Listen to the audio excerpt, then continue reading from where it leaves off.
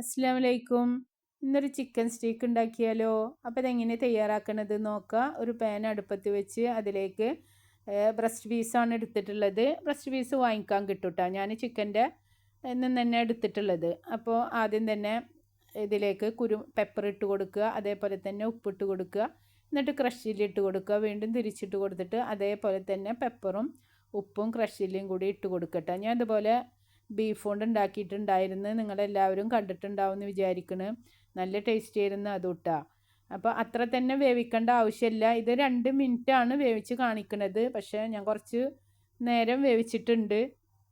നമ്മൾ കഴിക്കുമ്പോൾ ഇനി ഒരു പ്രശ്നം വേണ്ടാന്ന് വിചാരിച്ചിട്ട് കുറച്ച് കൂടുതൽ തന്നെ വേവിച്ചെടുത്തിട്ടുണ്ട്. കുറച്ച് കൂടുതൽ തന്നെ പെപ്പറും ക്രഷിലും ഇതിലേക്ക് വേണം കേട്ടോ. അതാണ് ഇതിൻ്റെ ടേസ്റ്റ്. എന്നിട്ട് അതിന് ശേഷം ഇത്തിരി ഓയിൽ ഒഴിച്ച് കൊടുക്കുക. എന്നിട്ട് വീണ്ടും ഇതേപോലെ തന്നെ തിരിച്ച് മറിച്ചിട്ടിട്ട് ഒന്ന് കുക്ക് ചെയ്തെടുക്കുക. എന്നിട്ട് കുറച്ച് നേരം ഒരു 5 മിനിറ്റൊക്കെ ഒന്ന് മൂടി വെച്ചിട്ട് വേവിച്ചെടുക്കട്ടോ. അതിന് ശേഷം ഒരു ബട്ടർ ഉണ്ടെങ്കിൽ ഇട്ട് കൊടുത്താൽ മതി കേട്ടോ, നിർബന്ധമൊന്നുമില്ല. കുറച്ച് മല്ലിച്ചപ്പ് ഇട്ട് കൊടുക്കുക. അതേപോലെ തന്നെ ഇത് പെരിഞ്ജീരകത്തിൻ്റെ ഇലയാണ് ഇട്ടത്. അപ്പോൾ അതും. അപ്പോൾ നിങ്ങൾക്ക് ഇഷ്ടപ്പെട്ടാൽ എല്ലാവരും ലൈക്ക് ചെയ്യുക, സബ്സ്ക്രൈബ് ചെയ്യുക, ഷെയർ ചെയ്യുക. അസ്സലാമു അലൈക്കും. അടുത്ത വീഡിയോ ആയിട്ട് കാണാം കേട്ടോ.